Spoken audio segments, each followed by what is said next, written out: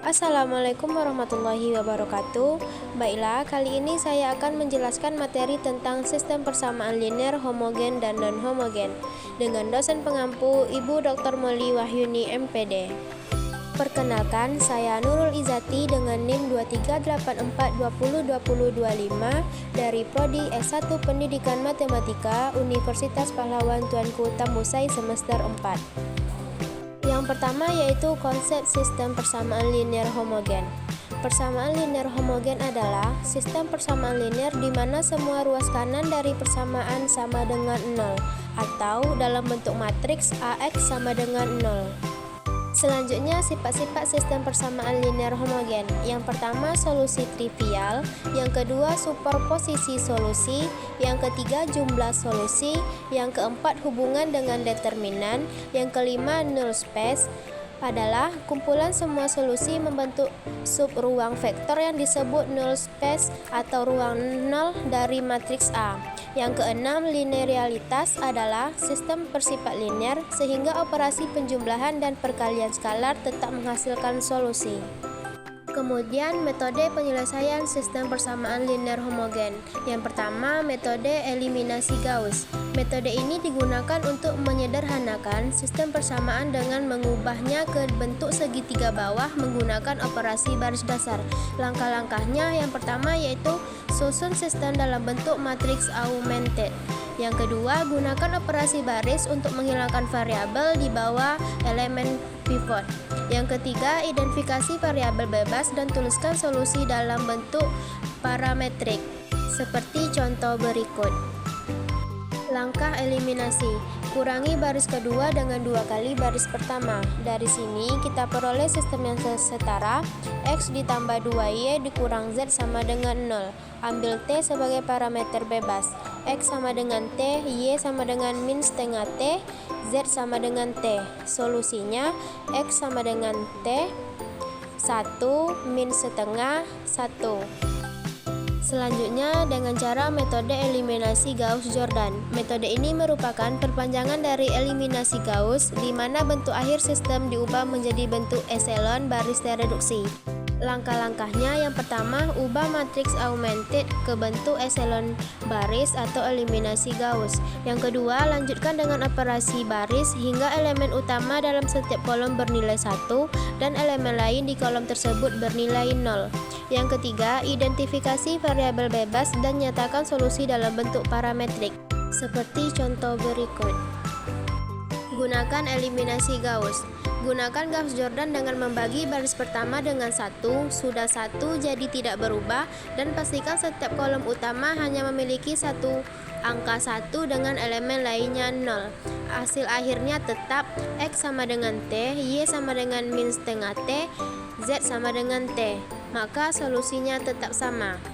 Kemudian dengan metode matriks dan determinan. Metode ini menggunakan konsep rank matriks dan teorema Kronecker-Kapell untuk menentukan apakah sistem memiliki solusi non-trivial. Langkah-langkahnya yang pertama, hitung rank dari matriks koefisien A. Yang kedua, bandingkan dengan jumlah variabel n.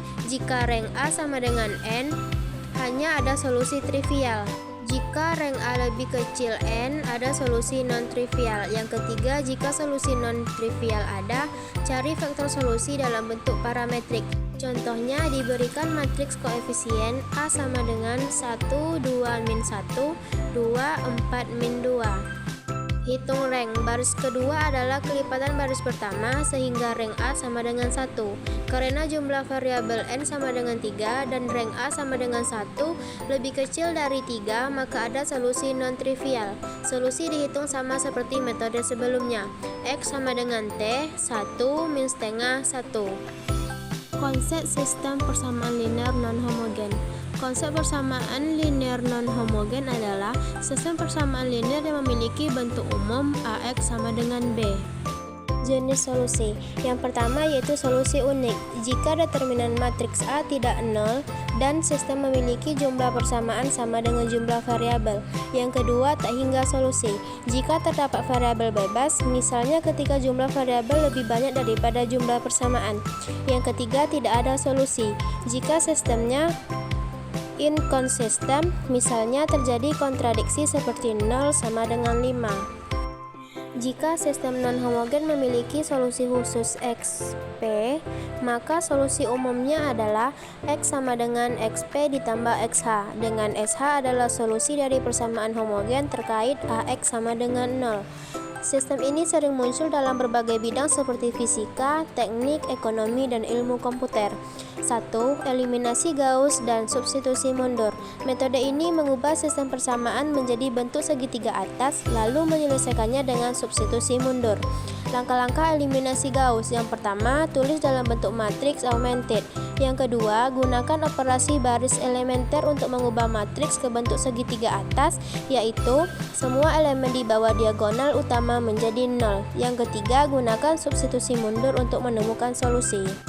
2. Eliminasi Gauss-Jordan. Metode ini adalah penyempurnaan eliminasi Gauss. Tujuannya adalah mengubah matriks menjadi bentuk epsilon baris tereduksi, di mana elemen pada diagonal utama adalah 1 dan elemen lainnya di kolom yang sama adalah 0.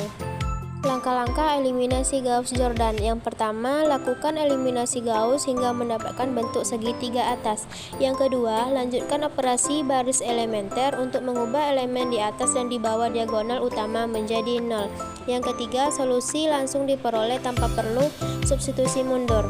Contoh soal dan penyelesaiannya. Misalkan kita berikan sistem persamaan berikut: 2x ditambah y dikurang z sama dengan 8, min 3x dikurang y ditambah 2z sama dengan min 11, min 2x ditambah y ditambah 2z sama dengan min 3. Solusi dengan eliminasi Gauss-Jordan. Setelah mendapatkan untuk segitiga atas dengan eliminasi Gauss, yang pertama, lanjutkan operasi baris hingga matriks menjadi bentuk identitas. Yang kedua, dari bentuk identitas langsung diperoleh nilai setiap variabel. Demikianlah penjelasan materi dari saya. Terima kasih. Wassalamualaikum warahmatullahi wabarakatuh.